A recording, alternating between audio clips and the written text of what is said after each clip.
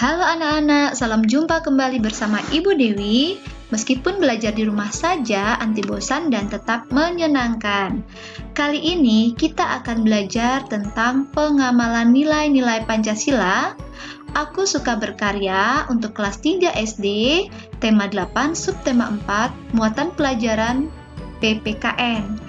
Dalam kesempatan ini, Bu Dewi juga mengucapkan limpah terima kasih buat anak-anak yang sudah like, subscribe, dan share video-video Bu Dewi ini.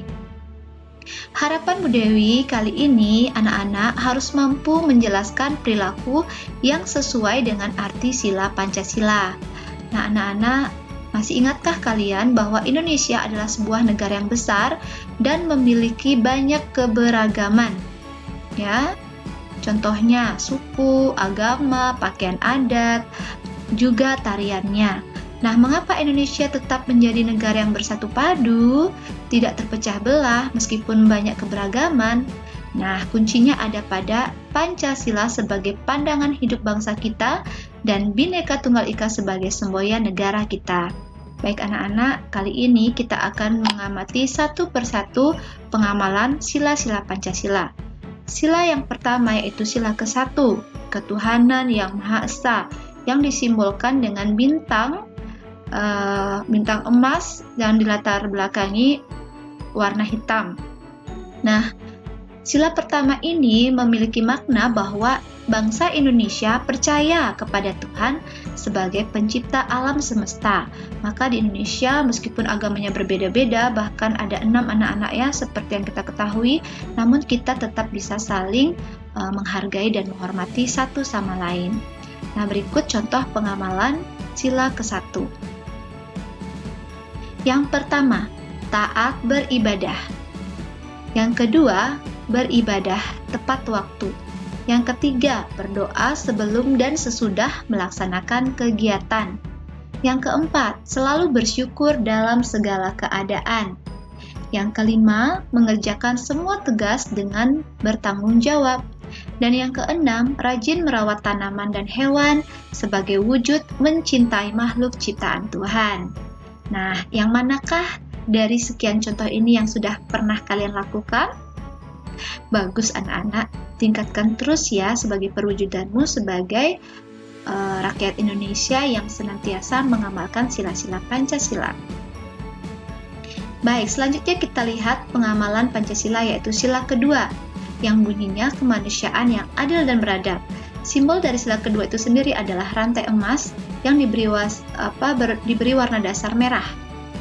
Nah, makna dari sila kedua itu sendiri adalah bahwa setiap manusia, baik perempuan maupun laki-laki, harus saling menghargai dan membantu, sehingga menjadi kuat seperti rantai. Nah, berikut adalah contoh pengamalan sila kedua Pancasila. Yang pertama, saling menghargai antar teman. Yang kedua, membagi tugas dengan rata dan sesuai keahlian. Yang ketiga, saling berbagi dengan sesama. Yang keempat, menolong orang yang membutuhkan pertolongan. Yang kelima, peduli lingkungan, misalnya kegiatan penghijauan atau membuang sampah pada tempatnya. Yang keenam, menjenguk teman yang sakit. Nah, anak-anak, yang mana yang sudah biasa kalian lakukan? Bagus sekali, tingkatkan terus ya. Selanjutnya, kita akan lihat pengamalan Pancasila sila ketiga Persatuan Indonesia, yang simbolnya adalah pohon beringin yang diberi warna dasar putih. Nah, makna dari sila ketiga itu sendiri adalah bahwa seluruh warga negara berkewajiban menjaga nama baik Indonesia serta menjaga persatuan dan kesatuan. Nah, berikut adalah contoh dari sila ketiga itu sendiri. Yang pertama, bekerja sama dalam mengerjakan tugas. Yang kedua, menjaga persatuan dan kesatuan bangsa. Yang ketiga, menciptakan kerukunan dalam keberagaman. Yang keempat, cinta tanah air, misalnya mau mengikuti upacara bendera dengan tertib, menggunakan bahasa Indonesia dengan baik dan benar, dan menggunakan produk-produk buatan Indonesia. Untuk pengamalan sila ketiga, kira-kira yang mana yang sudah kalian lakukan? Wah, kalian hebat sekali, kalian adalah penerus bangsa Indonesia yang sejati ya anak-anak ya. Baik, selanjutnya kita akan lihat pengamalan Pancasila sila keempat. yang berbunyi kerakyatan yang dipimpin oleh hikmat kebijaksanaan dalam permusyawaratan perwakilan. Lambangnya adalah kepala banteng yang berwarna hitam dan putih, kemudian dilatar belakangi dengan warna merah. Adapun makna dari sila keempat ini adalah bahwa penyelesaian masalah bersama itu dilakukan dengan musyawarah untuk mencapai mufakat, dan hal ini merupakan ciri khas bangsa Indonesia. Berikut adalah contoh pengamalan dari sila keempat. Yang pertama, berdiskusi menentukan program pramuka. Yang kedua, bermusyawarah menentukan nama kelompok pramuka. Yang ketiga, menyelesaikan masalah bersama dengan cara bermusyawarah. Nah, anak-anak, tentu kalian sudah dapat melaksanakan semua itu ya, dan kita sering melakukannya di sekolah. Di rumah juga harus bisa bermusyawarah dalam setiap menyelesaikan masalah ya. Nah, apa itu musyawarah? Musyawarah artinya berdiskusi untuk membicarakan masalah dan menyelesaikannya secara bersama. Hasil musyawarah disebut sebagai mufakat. Dan hasil musyawarah wajib dilaksanakan oleh semua anggota dengan penuh tanggung jawab. Nah, sebagai anggota pramuka, janji pramuka kita salah satunya adalah patuh dan suka bermusyawarah. Jadi, segala masalah harus kita selesaikan dengan cara bermusyawarah. Baik anak-anak, sekarang kita lanjut membahas tentang pengamalan Pancasila sila kelima, yaitu keadilan sosial bagi seluruh rakyat Indonesia yang dilambangkan dengan padi dan kapas. Nah, makna dari sila kelima itu sendiri adalah bahwa lambang padi dan kapas menunjukkan kekayaan yang dimiliki oleh bangsa Indonesia, yang hendaknya kekayaan tersebut dapat dirasakan manfaatnya secara adil untuk seluruh rakyat Indonesia. Berikut adalah contoh pengamalan sila kelima. Yang pertama, menjaga keseimbangan antara hak dan kewajiban dalam kehidupan sehari-hari. Yang kedua, menghormati hak-hak teman. Yang ketiga, menghargai hasil karya teman. Yang keempat, memberi kesempatan semua berpendapat. Yang kelima, berbagi dengan teman yang membutuhkan. Bagaimana anak-anak? Tentu kalian sudah bisa melakukan semua itu ya. Nah, sekarang kita akan melihat bagaimana sila kelima tersebut diwujudkan dalam kegiatan di perpustakaan. Nah, tentu anak-anak sudah tahu bahwa di perpustakaan itu ada peraturannya. Berikut contoh peraturan pengunjung perpustakaan. Yang pertama, menjaga kebersihan dan kerapian ruangan. Yang kedua, peminjam wajib mengembalikan buku tepat waktu. Yang ketiga, peminjam wajib memperbaiki atau mengganti buku yang rusak atau hilang. Kemudian, peraturan penjaga perpustakaannya adalah 1.